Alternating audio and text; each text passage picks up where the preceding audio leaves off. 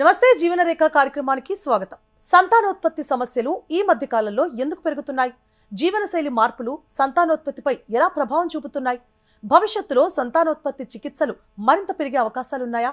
ఈ సమస్యలపై మీ సందేహాలకు KIMS fertility IVF centre doctor నిమ్మ పూజారెడ్డి గారు ఈరోజు మనతో స్టూడియోలో ఉన్నారు. వారిని అడిగి మరిన్ని సందేహాలను నివృత్తి చేసుకునే ప్రయత్నాలు చేద్దాం. అలాగే మీ సందేహాలను స్క్రీన్ పై స్క్రోల్ అవుతున్న నెంబర్స్కి కాల్ చేసి నివృత్తి చేసుకోవచ్చు. నమస్తే డాక్టర్. నమస్తే అండి. సో డాక్టర్, ఇప్పుడు మనం అనుకున్నట్లు సంతాన లేమి అనే సమస్య ఈ మధ్య చాలా ఎక్కువగా పెరుగుతుంది. అసలు దానికి వెనకాల ఉన్న కారణాలు ఏంటి? మెయిన్ రీజన్ లైఫ్ స్టైల్ అండి. ముందున్న లైఫ్ స్టైల్ వేరు, ఇప్పుడున్న లైఫ్ స్టైల్ వేరు కదా. సో ఆ లైఫ్ స్టైల్ చేంజెస్ వల్ల వచ్చిన కొత్త ప్రాబ్లమ్స్ ఇవన్నీ. ముందు లేదా అంటే ముందు కూడా ఉంది, కానీ ఇలాంటి ట్రీట్మెంట్స్ అవసరమైన పర్సంటేజ్ ఆఫ్ పాపులేషన్ చాలా తక్కువ ఉండే ముందు. ఇప్పుడు నంబర్స్ పెరిగిపోయింది. ఎందుకు అంటే life style main reason.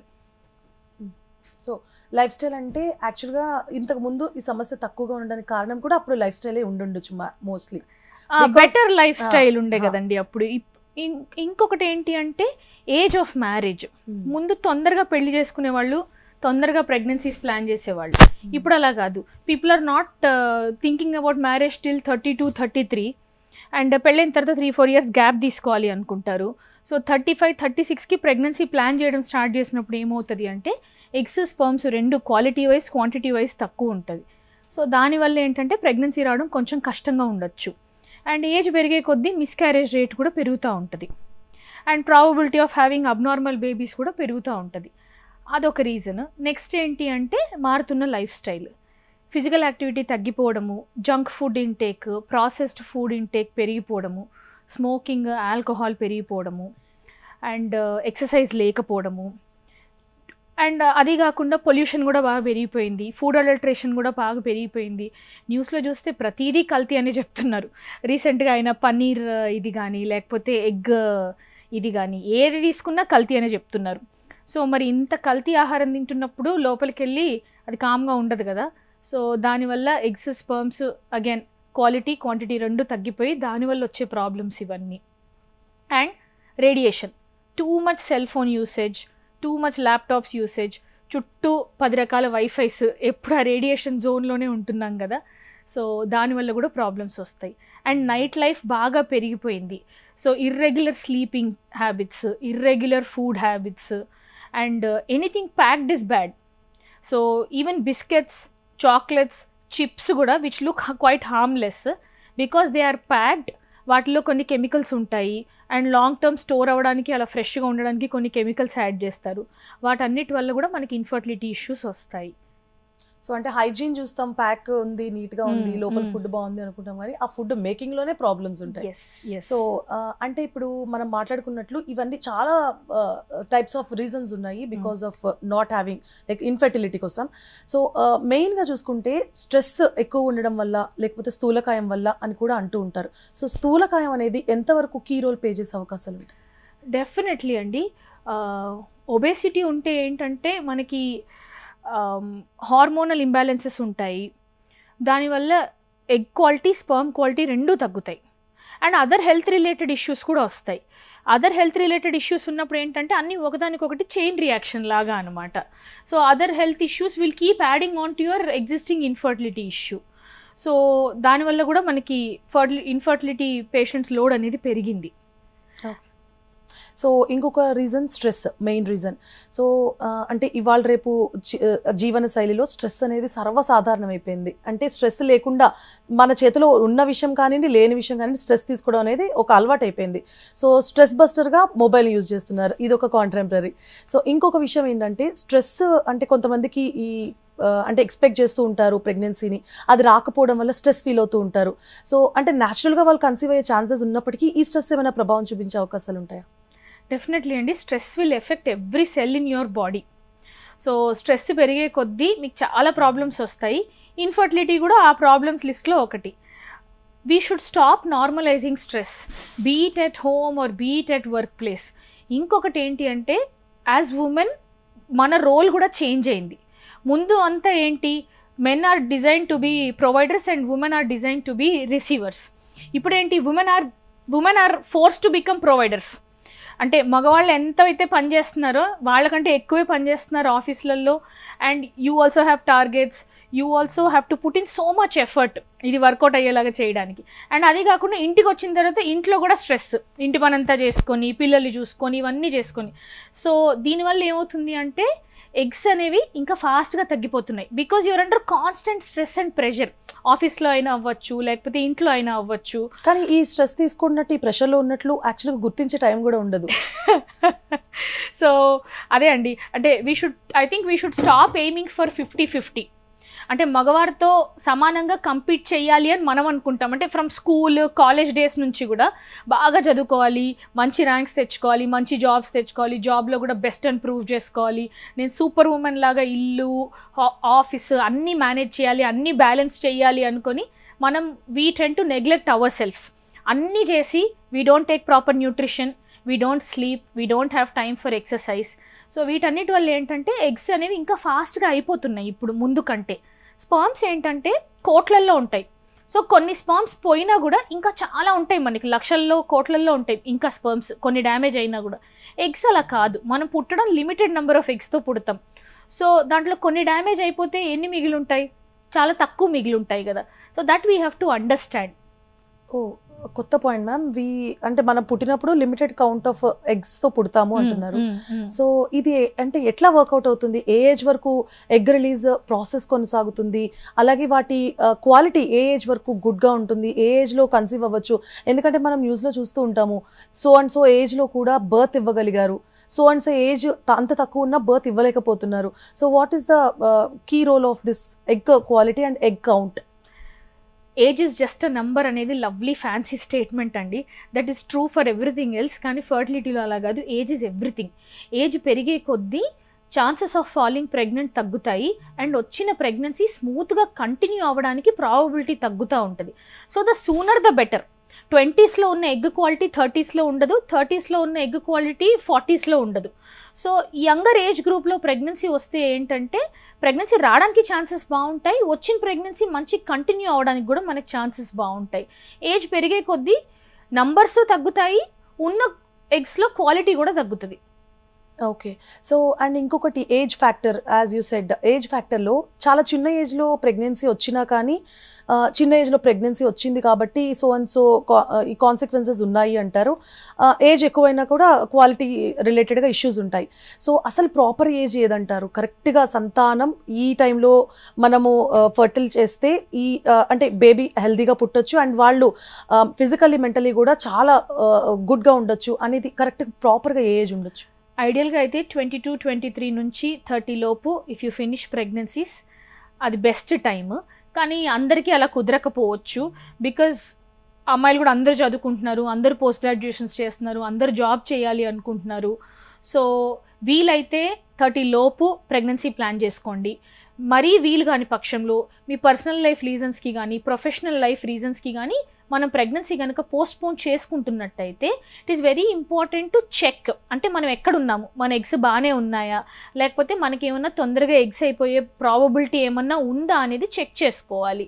So ఎలా అయితే మనం yearly once diabetes screening, BP, thyroid, haemoglobin, B12, vitamin D ఇవన్నీ ఎలా అయితే హెల్త్ చెక్స్లో చెక్ చేసుకుంటూ ఉంటామో, మనం కనుక ప్రెగ్నెన్సీ ప్లాన్ చేసుకోవట్లేదు అంటే అమ్మాయిలందరూ AMH అని బ్లడ్ టెస్ట్ చేసుకోవాలి. AMH ఏంటంటే మనకి ఎన్ని ఎగ్స్ ఉన్నాయి అనేది తెలుస్తుంది అనమాట. ఆ టెస్ట్లో anything between 2 to 3.5 is normal. ఒకవేళ AMH కనుక తగ్గుతున్నట్లయితే మనకు ఒక హింట్ వస్తుంది that we should get married soon and plan for a baby fast, or కనీసం ఎగ్ ఫ్రీజింగ్ లాంటి ఆప్షన్స్ గురించి అన్నా ఆలోచించవచ్చు. సో అది చెక్ చేసుకొని మనకు వెయిట్ చేసే లిబర్టీ ఉంది అంటే వెయిట్ చేయొచ్చు. వెయిట్ చేయలేని పరిస్థితి, నంబర్స్ తగ్గిపోతున్నాయి అంటే కనీసం ప్రెగ్నెన్సీ అన్న ప్లాన్ చేసుకోవచ్చు, లేదా ఎగ్ ఫ్రీజింగ్ లాంటి ఆప్షన్స్ అన్న చూసుకోవచ్చు. ఓకే. సో మ్యామ్ యాక్చువల్గా మనం చూసుకుంటే మీరు అన్నట్లు 30 లోపు ప్రెగ్నెన్సీకి ప్లాన్ చేసుకొని ఒక బేబీని కన్నాక ఇంకా ఎక్కువగా ఈ మధ్య మనం చాలా చూస్తున్నాం, ఒక బేబీకి minimum 7-8 years to 15 years gap కూడా కనిపిస్తూ వస్తుంది. సో ఒకసారి 30 లోపు ఒక విమెన్ డెలివరీ చేసిన తర్వాత మళ్ళీ రిప్రొడక్టివ్ సిస్టంలో ఇలాంటి ప్రాబ్లమ్స్ వచ్చే అవకాశాలు ఉంటాయి. వాళ్ళకి సంతానోత్పత్తిలో ఏమైనా ప్రాబ్లమ్స్ వస్తాయా? ఒక బేబీ ఉంది అంటే నెక్స్ట్ టైం ఫర్టిలిటీ ఇష్యూస్ రావు అన్న గ్యారంటీ ఏం లేదండి. సో ఫస్ట్ బేబీ పుట్టినప్పుడు body might be at a different stage, అంటే అప్పుడు ఎగ్స్ స్పర్మ్స్ కౌంట్ అంతా మంచిగా ఉండుండొచ్చు. గోయింగ్ ఫార్వర్డ్ ఎగ్స్ కానీ స్పర్మ్స్ కానీ తగ్గిపోయి ఉండొచ్చు, వేరే హెల్త్ ఇష్యూస్ ఏమన్నా రావచ్చు, లేకపోతే ట్యూబ్లో సిజేరియన్ సెక్షన్స్ ఎక్కువైపోయినాయి కాబట్టి ట్యూబ్లో ఏమన్నా అతుక్కుపోయి ఉండొచ్చు, లేకపోతే ఓవరీస్ ఏమన్నా అతుక్కుపోయి ఉండొచ్చు, అలాంటి ప్రాబ్లమ్స్ కూడా రావచ్చు. సో చాలామంది ఏమనుకుంటారంటే ఒక బేబీ ఉంది అంటే నెక్స్ట్ టైం ఇంకా ఇన్ఫర్టిలిటీ ఇష్యూ వచ్చే ఛాన్సే లేదు అనుకుంటారు, కానీ అలా కాదు. ఒక బేబీ ఉన్నా కూడా చాలా మందికి ఇన్ఫర్టిలిటీ ఇష్యూస్ వస్తాయి తర్వాత కూడా. అండ్ ఇంకోటి ఏంటంటే ఈ మధ్య అట్లా ప్రెగ్నెన్సీస్ మధ్యలో గ్యాప్ ఎక్కువ ఎందుకు చూస్తున్నాము అంటే ప్రజెంట్ ఉన్న స్ట్రెస్కి అండ్ యూనో ఉమెన్ కూడా అందరూ జాబ్స్ చేస్తున్నారు కాబట్టి చాలామంది ఏమనుకుంటారంటే ఒక బేబీని చూడడమే కష్టంగా ఉంది, మనకి ఇంకొక బేబీ ఎందుకు అనుకొని వద్దనుకుంటారు. కానీ బేబీకి ఒక 4 years 5 years 7 8 years వచ్చిన తర్వాత ఏంటంటే that baby will ask for a sibling. So ఆ రీజన్కి చాలామంది మళ్ళీ ప్రెగ్నెన్సీ ప్లాన్ చేసుకుంటున్నాము అని వస్తారు. ఎందుకంటే ఇన్ని రోజులు రాలేదు అంటే వాళ్ళు చెప్పే ఆన్సర్ ఏంటి అంటే డాక్టర్ మాకేం ప్లాన్ లేకుండే, మా బేబీ సిబ్లింగ్ అడుగుతోంది కాబట్టి వస్తున్నాము అని చెప్తారు. సో అది కూడా ఒక రీజన్. సో ఇందాక మనం మాట్లాడుకున్నట్లు అసలు ఏ ఫుడ్ తినాలన్నా ప్రతిదీ కల్తీగానే ఉంటుంది. సో ఫుడ్ అనేది చాలా కీ రోల్ పోషిస్తుంది మన బాడీ మీద, not only in fertility everything మీద. సో ఫుడ్ ఉన్న అంటే ప్రజెంట్ మనం తినే ప్రతి ఫుడ్లో కల్తీ ఉంది కాబట్టి ఎలాంటి ఫుడ్స్ ప్రిఫర్ చేస్తే సంతాన లేమి సమస్య పరిష్కారం అయ్యే అవకాశాలు ఉంటాయి? ఫస్ట్ థింగ్, ప్యాక్డ్ ఫుడ్స్ తీసుకోకూడదు. Anything packed is bad for us. Next ఏంటంటే మనం ఆన్లైన్ పెట్టుకునే ఫుడ్ ఆర్డర్స్ అన్నీ వేడి ఫుడ్ ప్లాస్టిక్ కంటైనర్స్లో వస్తుంది, which is very very harmful. Plastic కంటైనర్లో అసలు ఫుడ్ స్టోర్ చేసుకొనే కూడదు. ఈవెన్ పప్పులు ఉప్పులు ధాన్యాలు కూడా ప్లాస్టిక్ కంటైనర్స్లో స్టోర్ చేసుకోవద్దు. ముందు ఎలా అయితే స్టీల్ డబ్బాల్లో గ్లాస్ డబ్బాల్లో స్టోర్ చేసుకునేదో అలా స్టోర్ చేసుకుంటే బెటర్. ఆర్ ఇప్పుడు క్లే పాట్స్ కూడా ఫ్యాన్సీగానే వచ్చాయి కదా, clay pots clay bottles, so వాటిల్లో స్టోర్ చేసుకున్నా పర్వాలేదు. వాటర్ కూడా ప్లాస్టిక్లో స్టోర్ చేసుకోవడం ఆపేయాలి మనం. అండ్ నాన్ స్టిక్ వాడడం కంప్లీట్గా స్టాప్ చేసేయాలి. ఈ ప్లాస్టిక్ స్పాచులాలు ప్లాస్టిక్ స్పూన్లు ఇవన్నీ వాడడం కంప్లీట్గా స్టాప్ చేయాలి. వీటన్నిటితో ఏంటంటే మనకి ఇన్ఫర్టిలిటీయే కాదు వేరే హెల్త్ ఇష్యూస్ కూడా వస్తాయి. ప్లాస్టిక్ని కంప్లీట్గా మన లైఫ్లోంచి ఎలిమినేట్ చేయడం అయ్యే పని కాదు, కానీ మైండ్ఫుల్గా యూస్ చేసుకోవడం అలవాటు చేసుకోవాలి. Where it is absolutely necessary, option లేదు అంటేనే ప్లాస్టిక్ని యూస్ చేయాలి. అండ్ ఇంకొకటి ఏంటంటే too much microplastics in the food. మనం తెచ్చుకునే పప్పు ఉప్పు బియ్యం అన్నీ ప్లాస్టిక్లోనే ప్యాక్డ్ కదా, సో దాంతో ఏంటంటే ఫుడ్లోకి మైక్రో ప్లాస్టిక్స్ అనేవి బాగా పెరిగిపోయినాయి. వాటి వల్ల కూడా మనకి ఇన్ఫర్టిలిటీ ఇష్యూస్ అనేవి పెరుగుతున్నాయి. అండ్ ఆల్కహాల్ స్మోకింగ్ ఇవి కంప్లీట్గా స్టాప్ చేయాలి. చాలామంది ఏమనుకుంటారంటే ఏరేటెడ్ డ్రింక్స్, ఇప్పుడు థమ్స్అప్ పెప్సీ కోకోకోలా ఇవి harmless, they are not alcohol కదా అనుకుంటారు. సో వాటి వల్ల కూడా మనకి ఇన్ఫర్టిలిటీ ఇష్యూస్ వస్తాయి. Outside food, bakery food, junk food ఇవి కంప్లీట్గా ఆపేయాలి. Anything homemade and fresh should be good for you. Fruits and vegetables intake అనేది పెంచాలి. డ్రై ఫ్రూట్స్ ఇంటేక్ పెంచాలి. Lots of green leafy vegetables. And water కూడా day అంతా ఆఫీస్లో ఉండి 1 లీటర్ 1.5 లీటర్ వాటర్ తాగేవాళ్ళు చాలామంది ఉంటారు మొత్తం డే మొత్తంలో. అలా కాకుండా మైండ్ఫుల్గా per day 4 liters of water తీసుకోవడం చాలా ఇంపార్టెంట్. ఓకే. సో అంటే ఇప్పుడు మనం న్యాచురల్ ప్రెగ్నెన్సీలో జనరల్గా డయాబెటీస్ ఆర్ థైరాయిడ్ ఉన్న వాళ్ళకి కొన్ని కాంప్లికేషన్స్ వస్తూ ఉంటాయి. అసలు ప్రెగ్నెన్సీ రావడమే కష్టం అంటారు, వచ్చిన తర్వాత కూడా చాలా కాంప్లికేషన్స్ ఫేస్ చేస్తూ ఉంటారు. సో కమింగ్ టు ఐవీఎఫ్లో అంటే న్యాచురల్గా ప్రెగ్నెన్సీ వచ్చే వాళ్ళలో ఎలాంటి సమస్యలు ఉంటాయో, అంటే లైక్ ఇలా దీర్ఘకాలిక వ్యాధులతో, సో వాళ్ళకు కూడా ఇలాంటి సమస్యలు ఉంటాయి. ఐవీఎఫ్లో వీళ్ళకి ఏమన్నా కొంచెం ఎక్స్ట్రా పాసిబిలిటీస్ ఏమైనా ఎక్కువ ఉంటాయా? ఐవీఎఫ్ చేసామన్న ఒక్క రీజన్కి హెల్త్ ఇష్యూస్ ఏం రావండి. సో మీకు వేరే ఎగ్జిస్టింగ్ హెల్త్ ఇష్యూస్ ఏమన్నా ఉంటే సేమ్ థింగ్ విల్ కంటిన్యూ. కానీ ఐవీఎఫ్లో ఒక అడ్వాంటేజ్ ఏంటి అంటే మనకి ఎగ్జిస్టింగ్ హెల్త్ ఇష్యూస్ ఏమన్నా ఉంటే మనం అన్నిటినీ ఆప్టిమైజ్ చేసి అన్ని కంట్రోల్లోకి వచ్చిన తర్వాతే ఎంబ్రియో ట్రాన్స్ఫర్ చేస్తాము. ఇప్పుడు మీ షుగర్స్, మీ బీపీ, మీ థైరాయిడ్, మీకు చిన్న చిన్న మైక్రోన్యూట్రియంట్ డెఫిషియన్సీస్ ఏమైనా ఉన్నాయి, ఇప్పుడు vitamin D, B complex, zinc, magnesium, అట్లా ఏ డెఫిషియన్సీస్ ఉన్నా అన్నిటినీ నార్మలైజ్ చేసి ఒక ఆప్టిమమ్ లెవెల్లో మెయింటైన్ చేసిన తర్వాతే మనం ఎంబ్రియోస్ ట్రాన్స్ఫర్ చేస్తాము. అండ్ వెయిట్ ఎక్కువ ఉన్నప్పుడు యూజువల్గా ఎంబ్రియో ట్రాన్స్ఫర్ చేయము. వెయిట్ లాస్ అయ్యి మీరు మంచిగా ఫిట్గా ఉన్నప్పుడే ఎంబ్రియో ట్రాన్స్ఫర్ చేసుకోమని చెప్తాం. అండ్ ఆఫీస్కి వెళ్ళే వాళ్ళకి ఏంటంటే ఇప్పుడు ఆఫీస్లో టార్గెట్స్ ఉంటాయి, కొన్ని స్ట్రెస్ఫుల్ మంత్స్ ఉంటాయి, కొన్ని ఫ్రీ మంత్స్ ఉంటాయి కదా. సో మీరు ఎప్పుడైతే ఫ్రీగా ఉంటారో, మీకు ఎప్పుడైతే స్ట్రెస్ తక్కువ ఉంటుందో అదే టైంలో ఐవీఎఫ్ సైకిల్స్ చేసుకోమని చెప్తాం, so that result will be better. Okay, so one moral question ma'am, అంటే మోరల్ ఇన్ ద సెన్స్ ఇది as a doctor, as a women కూడా మీరు ఆన్సర్ చేయొచ్చు. సో ఇవాళ రేపు ప్రతి ఒక్కళ్ళు కూడా కెరియర్ ఫస్ట్ అంటున్నారు, తర్వాతే ఫ్యామిలీ, అంటే like because the demand on the society is like that. కాబట్టి ఇప్పుడు అంటే కెరియర్స్లో బిజీ ఉండడం వల్ల కావచ్చు, ఇంకా వేరే అదర్ స్ట్రెసెస్ కావచ్చు, ప్రెగ్నెన్సీ ఆర్ పెళ్ళి లేట్ చేస్తున్నారు యాజ్ యూ సెడ్. సో అసలు లేడీస్ ఏ టైంలో ప్రాపర్గా ప్రెగ్నెన్సీ ప్లాన్, అంటే లైక్ కెరియర్లో ఒక గ్యాప్ తీసుకొని ప్రెగ్నెన్సీ ప్లాన్ చేసుకొని తర్వాత ప్రెగ్నెన్సీ అయిపోయి క్లియర్గా అన్ని క్లియర్ అయిపోయినాక మళ్ళీ రీస్టార్ట్ ద కెరియర్ చేయొచ్చు అంటారా?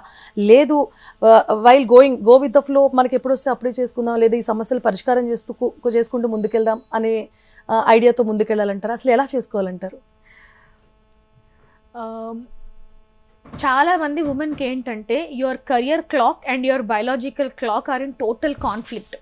మనం ఎప్పుడైతే ఈ కెరియర్ పైన ఫోకస్ చేయాల్సిన ఇయర్స్ ఉంటాయో ఆ టైంలో ఏంటంటే మనకు పెళ్ళి, పిల్లలు ఇదంతా నడుస్తూ ఉంటుంది. సో అందరికీ రెండు బ్యాలెన్స్ చేయగలిగే లగ్జరీ ఉండకపోవచ్చు. ఫస్ట్ థింగ్ ఏంటంటే women should stop trying to do everything by themselves. Super women syndrome అంటాం. దీంట్లో ఏంటంటే ఎవరిని నొప్పించొద్దు అనుకుంటాం. ఆఫీస్లో కొలీగ్స్ని కానీ, బాస్ని కానీ, ఇంట్లో హస్బెండ్ని, పేరెంట్స్ని, ఇన్లాస్ని, సిబ్లింగ్స్ని, పిల్లల్ని ఎవరిని నొప్పించొద్దు అనుకుంటాం. అన్నీ మనమే చెయ్యాలనుకుంటాం, ఇటు ఇంట్లో కానీ ఆఫీస్లో కానీ. అది మానుకోవాలి. అంటే taking out time for your self, you should stop feeling guilty about it. అందరూ అన్ని పనులు వాళ్ళు చేసుకుంటారు, ఓన్లీ థింగ్ ఈజ్ మనమే చేసుకోనియమన్నమాట. సో మనం దాని నుంచి కొంచెం టైం తీసుకొని బ్రేక్ తీసుకుంటే మనకి ఎక్సర్సైజ్కి టైం దొరుకుతుంది. You will sleep for 8 hours. So ఆ చిన్న చిన్న చేంజెస్ చేసుకోవాలి మనం. ఎవరన్నా తొందరగా ప్రెగ్నెన్సీ ప్లాన్ చేసుకోలేని పరిస్థితి ఉన్నవాళ్ళు ఉంటే వాళ్ళు ఏంటంటే ఎగ్ ఫ్రీజింగ్, ఎంబ్రియో ఫ్రీజింగ్ని సీరియస్గా కన్సిడర్ చేయాలి. మనం అనుకున్నంత కాంప్లికేటెడ్ ప్రొసీజర్ ఏం కాదు, and it is not expensive also. Pregnancy plan చేసుకోలేని పక్షంలో ఎంబ్రియో ఫ్రీజింగ్, ఎగ్ ఫ్రీజింగ్ చేసుకుంటే ఏంటంటే మీకు టైం అయిపోతుంది అన్న స్ట్రెస్ ఉండదు. మనం కెరియర్లో సెటిల్ అయిన తర్వాత స్లోగా ఎప్పుడన్నా ప్రెగ్నెన్సీ ప్లాన్ చేసుకుందాం అనుకున్నాం అనుకోండి, at 35 or 38 or 40, అప్పటికి ఏమైపోతుంది అంటే eggs quality wise, quantity wise తగ్గిపోతాయి. చాలామంది పేషెంట్స్ వస్తారు, they come at 36, 37, even 40. Doctor మాకు రకరకాల రీజన్స్ వల్ల మేము తొందరగా పెళ్లి చేసుకోలేకపోయాం, మేము ప్రెగ్నెన్సీ ప్లాన్ చేసుకోలేకపోయాం, I want to have a child now అని. కానీ వాళ్ళు మన దగ్గరకు వచ్చే వరకే they will have 1 egg or 2 eggs. అప్పటికి చాలా లేట్ అయిపోతుంది. ఇప్పుడు ఫర్టిలిటీలో మనకున్న highest treatment is IVF. IVF చెయ్యాలన్నా కూడా మీ ఎగ్స్, మీ స్పర్మ్స్ మీకు ఉంటేనే వీలవుతుంది. IVF is not any magic. గాల్లోంచి లేని ఎగ్స్, లేని స్పర్మ్స్ అయితే మనం పుట్టించలేము. సో అవి ఏంటంటే ఏజ్తో పాటు తగ్గిపోతూ ఉంటాయి. సో అలా తగ్గుతాయి అనే విషయం మనకు ముందే తెలుసు కాబట్టి లేట్గా ప్లాన్ చేసుకుంటున్నాము అంటే మన చేతిలో ఉన్నప్పుడే వాటిని దాచిపెట్టుకోవడం is a good idea. For some reason if you are planning for late pregnancies, you should be a very fit version of yourself. నేను ఎక్సర్సైజ్ అస్సలు చేయను, I will not take care of myself, నేను బాగా stress తీసుకుంటాను, నేను నిద్రపోను, నేను junk food బాగా తింటాను, I will take alcohol, I will smoke, నేను అన్నీ చేస్తాను కానీ నాకు లేట్గా ప్రెగ్నెన్సీ రావాలంటే రాదు. సో చాలా జాగ్రత్తగా ఉండి if you are fit version, if you take care of yourself, అప్పుడు లేట్ ఏజ్లో కూడా మనకు ప్రెగ్నెన్సీస్ స్మూత్గా రావడానికి ఛాన్సెస్ బెటర్గా ఉంటాయి. సో అవన్నీ దృష్టిలో పెట్టుకొని ప్లాన్ చేసుకోవాలి. సో మ్యామ్, మారుతున్న పరిస్థితులు మనం చూస్తూ వస్తున్నాము. ఎవ్రీ డికేడ్ వెనక్కి తిరిగి చూస్తే అరే ఇట్లా మారిపోయింది కాలం అనేంత చేంజెస్ వస్తున్నాయి ఇన్ ఎవ్రీ ఫ్రీక్వెన్సీ, అంటే regular intervals of decade time. So ఇప్పుడు ప్రజెంట్ చూస్తే మీరు ఇందాక చాలా పెద్ద లిస్ట్ చెప్పారు సంతానోత్పత్తికి, అంటే సంతాన లేమికి గల కారణాలు. సో ఇంకా ముందు ముందు వెళ్తున్న కొద్దీ ఎలాంటి ప్రాబ్లమ్స్ వచ్చే అవకాశాలు ఉంటాయి? అంటే వీటికి బెటర్ వర్షన్స్ వస్తాయా, లేకపోతే కొత్త కొత్త సమస్యలు పుట్టే అవకాశాలు ఉంటాయా? ఫర్టిలిటీ రేట్ అనేది డిక్లైన్ అయితే అవుతుందండి, వరల్డ్ ఓవర్ డిక్లైన్ అవుతుంది. ఇండియాలో ఇంత పాపులేషన్ ఉన్నా కూడా ఇన్ఫర్టిలిటీ ఇష్యూస్ అనేవి డెఫినెట్లీ ఇండియాలో కూడా పెరుగుతూనే ఉన్నాయి. సో ఇది తగ్గేలాగా కనిపించట్లేదు, పెరిగేలాగే ఉంది. సో మనమే జాగ్రత్తగా ఉండాలి. అంటే you should take care of your self, హెల్తీగా ఉండి, ఫిజికల్గా యాక్టివ్ ఉండి, ఫుడ్ ఏం తింటున్నాం, ఎంత బాగా నిద్రపోతున్నాం, ఎంత బాగా ఎక్సర్సైజ్ చేస్తున్నాము, ఇవన్నీ చూసుకుంటే ఈ ప్రాబ్లమ్స్ మనకు వచ్చే ఛాన్సెస్ తగ్గుతాయి. కొంతమంది ఏంటంటే they'll have a very healthy lifestyle, చిన్న ఏజ్లోనే పెళ్లి చేసుకొని ఉంటారు, అన్నీ కరెక్ట్గానే చేస్తూ ఉంటుంటారు. బట్ స్టిల్ వాళ్ళకి ఎగ్స్ స్పర్మ్స్ అనేవి తొందరగా తగ్గిపోవచ్చు, వేరే హెల్త్ ఇష్యూస్ వల్ల అవ్వచ్చు, లేకపోతే luck also plays a role. కొంతమందికి ప్రీమెచ్యూర్ ఓవేరియన్ ఏజింగ్ ఉంటుంది, దాంట్లో ఏంటంటే చిన్న ఏజ్లోనే ఉన్న ఎగ్స్ అన్నీ అయిపోతాయి. ఇంకా అది జెనెటిక్గా వచ్చే ప్రాబ్లం. సో మీ ఫ్యామిలీలో ఎవరికన్నా తొందరగా పీరియడ్స్ ఆగిపోయిన హిస్టరీ ఉంటే, అమ్మకి కానీ, పిన్నులకి, పెద్దమ్మలకి, మేనత్తలకి, అమ్మమ్మకి, నానమ్మకి, అలా ఎవరికన్నా తొందరగా పీరియడ్స్ ఆగిపోయిన హిస్టరీ ఉంటే ఆ ప్రీమెచ్యూర్ ఓవేరియన్ ఏజింగ్ జీన్ మీ ఫ్యామిలీలో రన్ అవుతూ ఉండుండొచ్చు. సో అలాంటి హిస్టరీ ఉన్న వాళ్ళు ఎవ్రీ ఇయర్ ఏఎంహెచ్ అని బ్లడ్ టెస్ట్ చేసుకోవాలి. దాంతో ఏంటంటే మనకేమన్నా ఎగ్స్ అయిపోయే టెండెన్సీ ఉందా అనేది తెలుస్తుంది. మీ ఏఎంహెచ్ నార్మల్ ఉన్నా కూడా మీ ఫ్యామిలీలో అలాంటి హిస్టరీ కనుక ఉంటే మీరు తొందరగా ప్రెగ్నెన్సీ ప్లాన్ చేసుకోవడం బెటర్. ప్రెగ్నెన్సీ ప్లాన్ చేసుకోవడం వీలు కావట్లేదు అంటే at least egg freezing, embryo freezing గురించి ఆలోచించాలి. ఇంకొకటి ఏంటి అంటే ఎండోమెట్రియోసిస్. ఎండోమెట్రియోటిక్ సిస్ట్లు ఉన్న వాళ్ళు తొందరగా ప్రెగ్నెన్సీ ప్లాన్ చేసుకుంటే బెటర్. చాలామంది ఏంటంటే ఎండోమెట్రియోసిస్కి లాప్రోస్కోపీ చేసుకొని ఇప్పుడు క్లియర్ అయిపోయింది కదా అని ఇంకా ప్రెగ్నెన్సీ గురించి ఆలోచించరు. As a rule endometriosis surgery చేసుకున్న వాళ్ళు 1 year లోపు ప్రెగ్నెన్సీ అన్నా రావాలి, రావట్లేదు అంటే egg freezing, embryo freezing consider అన్నా చెయ్యాలి. చాలామంది పేషెంట్స్ వస్తారు 4 years, 5 years back endometriosis surgery చేసుకున్నాము, ప్రెగ్నెన్సీ రావట్లేదు అని. ఇప్పుడు స్కాన్ చేసి చూస్తే హార్డ్లీ కొన్ని ఎగ్సే ఉంటాయి. మనం ఆప్షన్స్ అన్నీ డిస్కస్ చేసినప్పుడు వాళ్ళు ఏమంటారంటే, డాక్టర్ ఇలాంటి ఆప్షన్స్ ఉంటాయని మాకు తెలీదు, తెలుసుంటే మేము సర్జరీ అయిన వెంటనే ఎగ్ ఫ్రీజింగ్, ఎంబ్రియో ఫ్రీజింగ్ చేసేసుకునే వాళ్ళము, ఇలా మొత్తం అయిపోయిన తర్వాత మీ దగ్గరకు వచ్చి ఉండేవాళ్ళం కాదు అని అంటారు. అందుకే discuss all your options with your doctor. ఎంత టైం తీసుకుందాం అనుకుంటున్నారు మీరు, ఎప్పుడు ప్రెగ్నెన్సీ ప్లాన్ చేసుకుందాం అనుకుంటున్నారు, ఇవన్నీ డిస్కస్ చేస్తే మీకు ఏం ఆప్షన్స్ సూట్ అవుతాయి అనేది మీ ఫర్టిలిటీ స్పెషలిస్టే మీకు చెప్తారు. Okay. So coming to IVF, అంటే లాస్ట్ వెళ్తున్న కొద్దీ, అంటే కాలం వెళ్తున్న కొద్దీ ఐవీఎఫ్లో కూడా చాలా చేంజెస్, లేటెస్ట్ టెక్నాలజీస్ వస్తున్నాయి. సో నెక్స్ట్ అంటే ఇప్పుడున్న అంటే వైద్య సదుపాయాలు ఏవైతే ఉన్నాయో ఐవీఎఫ్లో అవి చాలా వరకు హెల్ప్ఫుల్ ఉంటున్నాయి. సో ఫ్యూచర్లో ఇంతకంటే అడ్వాన్స్డ్ ఐవీఎఫ్ వైద్య సదుపాయాలు వచ్చే అవకాశాలు ఉన్నాయా? ఒకవేళ వస్తే అంటే యాజ్ ఎ డాక్టర్ ఎలాంటి సదుపాయం, ఎలాంటి లేటెస్ట్ టెక్నాలజీ ఉన్న వైద్య సదుపాయం వస్తే బాగుంటుంది అంటారు? రైట్ నౌ ఏంటంటే the latest innovation is needle free IVF అండి. నీడిల్ ఫ్రీ ఐవీఎఫ్ అంటే అందరూ భయపడే రీజన్ ఏంటి అంటే చాలా ఇంజెక్షన్స్ ఉంటాయని అనుకుంటారు. సో నీడిల్ ఫ్రీ ఐవీఎఫ్లో ఏంటంటే నీడిల్సే లేకుండా, అసలు ఒక్క ప్రిక్ కూడా లేకుండా మనం ఐవీఎఫ్ జర్నీ మొత్తం చేయొచ్చు. We are doing it at KIMS fertility IVF centre for the first time in the states of Telangana and Andhra Pradesh. So we did lot of cases and they are all happy. So అది ఒక latest innovation, needle prix లేకుండా IVF. Needles అంటే ఎవరికి ఇష్టం ఉండదు కదా, so prick చేసుకోవాలని ఎవరు అనుకోరు కదా. So that is one thing. Next ఏంటంటే next upcoming topic is designer babies. Designer babies అంటే ఏంటి అంటే మనకు ఐవీఎఫ్ ల్యాబ్లో ఎంబ్రియోస్ తయారు చేసినప్పుడు ఏదన్నా హెల్త్ ఇష్యూస్ ఉన్న పేరెంట్స్ కనుక ఉంటే ఆ జీన్ని ఎలిమినేట్ చేసి ఎంబ్రియోస్ తయారు చేయొచ్చు. అంటే పుట్టే పిల్లలలో ఆ జీన్ క్యారీ ఫార్వర్డ్ అయ్యి ప్రాబ్లమ్స్ రాకుండా. కాస్మెటిక్ రీజన్స్కి కూడా దీనిపైన రీసెర్చ్ జరుగుతుంది, అంటే baby height, weight, colour, features వీటన్నిటిని మాడిఫై చేసేలాగా. సో దానికి ఇంకా అప్రూవల్స్ అయితే రాలేదు, but I think that is going to be the next big thing. Okay. So అంటే మీరు యాజ్ అ డాక్టర్ మీరు ఎలాంటి చేంజెస్ వస్తే బాగుంటాయి అంటారు? ఐవీఎఫ్లో ఎలాంటి లేటెస్ట్ టెక్నాలజీస్ వస్తే బెటర్ ఉంటుంది అంటారు? రీసెంట్గా ఒక ఆర్టికల్ చదివాను, దాంట్లో ఏంటి అంటే బ్లడ్ తీసుకొని బ్లడ్లో ఉన్న సెల్స్ని కల్చర్ చేసి అందులోంచి ఎగ్స్, స్పర్మ్స్ గ్రో అయ్యేలాగా ల్యాబ్లో చేస్తాము అని. సో అది కనుక ఇంప్లిమెంట్ అయితే it is going to be great. Just ఒక బ్లడ్ శాంపుల్ ఇచ్చేసి వెళ్ళిపోతే అందులో ఉన్న స్టెమ్ సెల్స్లోంచే వాళ్ళు ఎగ్స్, స్పర్మ్స్ కల్చర్ చేసిస్తే it is going to be very easy for patients. Injections కానీ మెడికేషన్స్ కానీ చాలా వరకు తగ్గుతాయి. I'm actually looking forward to it. అంటే that is something under research stage. Okay. So అది వస్తే ఐవీఎఫ్కి ఇంకా బెటర్ ఆప్షన్ ఉంటుంది అంటారు. Okay, right. సో అంటే మ్యాక్సిమం మనం మాట్లాడుకున్నట్టు లైఫ్ స్టైల్ చేంజెస్ చాలా వరకు ప్రభావం చూపిస్తాయి. సో జెనెటిక్స్ ఇందాక మనం మాట్లాడుకున్నాము, జీన్స్ కొన్ని జెనెటిక్స్ కూడా క్యారీ ఫార్వర్డ్ అవుతూ ఉంటాయి. సో చాలామంది మీరు చెప్పినట్టు ఏఎంహెచ్ చెకప్ చేసుకోవడానికి అంత ప్రిఫర్ చేయరు, ఆర్ఎల్స్ అవేర్నెస్ ఉండదు. ఎంత చదువుకున్న వాళ్ళైనా ఎంత హై స్టేజ్లో ఉన్నా ఈ అవేర్నెస్ ఉండదు. సో అవేర్నెస్ అవ్వాలి, అవేర్ కావాలి యాజ్ అ ఉమెన్, అంటే ఎవరైనా లేడీ అవేర్ కావాలి అంటే ఏం చేయాలంటారు? అంటే మీరు చెప్పినట్టు ఫ్రీక్వెంట్ రెగ్యులర్ ఇంటర్వెల్స్లో టెస్టులు చేయించుకోవడంతో పాటు వాళ్ళ మీద వాళ్ళకు ఒక అవగాహన రావాలంటే ఎలాంటి చర్యలు తీసుకోవాలంటారు? ఫస్ట్ ఏంటంటే అండి, lifestyle. You should keep a check on what your eating, how you are sleeping, stress ఎంత ఎఫెక్టివ్గా మేనేజ్ చేసుకుంటున్నాం, ఎవ్రీడే ఎక్సర్సైజ్ చేస్తున్నామా లేదా, ఇవి చెక్ చేసుకోవాలి.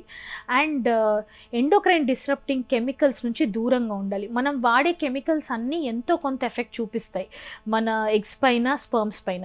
ఇప్పుడు ఫ్లోర్ క్లీనర్స్ బాగా వాడుతున్నాం, రూమ్ ఫ్రెషనర్స్ యూజ్ చేస్తున్నాం, కార్ ఫ్రెషనర్స్ యూజ్ చేస్తున్నాం, సర్ఫేసెస్ క్లీన్ చేయడానికి కూడా మనం చాలా కెమికల్స్ వాడుతున్నాం. Shampoos, conditioners, hair masks, makeup products, perfumes, scented creams, వీటన్నిటి వల్ల ఏంటంటే ఎంతో కొంత ఫర్టిలిటీ అనేది తగ్గుతుంది. So wherever possible chemicals eliminate చేయాలి మనం. సో ఇప్పుడు 20 years 30 years బ్యాక్ మనం ఏం లైజాల్ వేసుకొని ఫ్లోర్లో ఎప్పుడు తుడుచుకోలేదు కదా, నార్మల్ వాటర్తోనే క్లీన్ చేసుకున్నాం కదా. కానీ ఇప్పుడు అలా కాదు. ఇప్పుడు సర్ఫేస్ క్లీనర్స్ కూడా you use so many cleaners. ముందంతా ఈ వాడింది లేదు కదా. యాక్చువల్లీ అవి బ్యాక్టీరియా 100% కిల్ చేస్తాయి. సో మనకు అది ప్లస్ అని చెప్తూ ఉంటారు. యాక్చువల్లీ బ్యాక్టీరియా ఇవన్నీ normally bacteria is present everywhere అండి. అంటే ప్రతి బ్యాక్టీరియా వెనకాల మనం అలా పడాల్సిన పని లేదు. So we can live peacefully with bacteria around us also. అంటే బాడీకి న్యాచురల్గా ఫైట్ చేసే కెపాసిటీ ఉంటుంది, ఇమ్యూనిటీ ఉంటుంది. సో మనం అన్నిటి వెనకాల అలా పడాల్సిన పని లేదు. So too much use of chemicals and బట్టలకు కూడా ముందు ఓన్లీ సోప్ వాడేవాళ్ళు, ఇప్పుడు కండిషనర్స్ అని, సాఫ్ట్నర్స్ అని, అదని ఇదని ప్రతి దాంట్లో కెమికల్స్ ఎక్కువ ఇన్వాల్వ్ చేసేస్తున్నాం. So I think you should just get back to your roots. Excessive use of anything is bad for us. So ముందు ఎలా అయితే ఇప్పుడు నాన్ వెజ్ తెచ్చుకోవడానికి వెళ్తే స్టీల్ డబ్బా పట్టుకొని వెళ్ళేవాళ్ళు కదా, ఇప్పుడు ప్లాస్టిక్లో తెచ్చుకుంటున్నాం. సో అలా you have to cut everywhere. Plastic water bottles carry చేయడం మానేయాలి, ప్లాస్టిక్ డబ్బాలలో టిఫిన్ తెచ్చుకోవడం మానేయాలి. సో అట్లా get back to your roots. ముందు ఎలా అయితే ఉండేవాళ్ళమో ఆ పద్ధతులే మేలు ఫర్ లివింగ్. సో వాటికి స్టిక్ ఆన్ అయితే యూ విల్ బీ బెటర్. చిన్న చిన్న దూరం కూడా నడవడానికి ఆలోచిస్తున్నాం, ప్రతిదానికి కార్ ఆర్ బైక్ తీస్తున్నాం. టైం క్యాలిక్యులేషన్ కూడా ఇక్కడ. ఎస్ అండ్ అన్ని చేసేయాలనుకోవడం, అందరినీ ప్లీజ్ చేయాలనుకోవడం, దానివల్ల ఏంటంటే బాగా స్ట్రెస్ పెరిగిపోతుంది, ప్రెషర్ పెరిగిపోతుంది, specially for women. So you should take care of your self. That is the most important thing. అది చేస్తే మిగతావన్నీ బాగానే ఉంటాయి. Okay, right. సంతానోత్పత్తికి సంబంధించి ఎలాంటి లైఫ్ స్టైల్ పాటిస్తే ఎలాంటి అంటే రిజల్ట్స్ వస్తాయి అనే దాని గురించి చాలా క్లియర్గా ఎక్స్ప్లెయిన్ చేశారు. Thank you so much ma'am. So చూసారు కదా, సంతానోత్పత్తి అంటే సంతాన లేమి సమస్య ఏదైతే ఉందో అది ఖచ్చితంగా మన చేతుల్లోనే 50% వరకు ఉంటుంది. అంటే జెనెటిక్స్గా వచ్చే ప్రాబ్లమ్స్ కానీ ఇతరత్ర సీరియస్ హెల్త్ ఇష్యూస్ ఉంటే తప్ప చాలా వరకు మన చేతుల్లోనే లైఫ్ స్టైల్ చేంజెస్ చేసుకుంటే ఈ ప్రాబ్లమ్ సాల్వ్ చేసుకోవచ్చు అని చెప్తున్నారు డాక్టర్. ఇది ఇవాళ జీవనరేఖ కార్యక్రమం. మరొక ఎపిసోడ్లో మళ్ళీ కలుసుకుందాం. Stay tune to HM TV.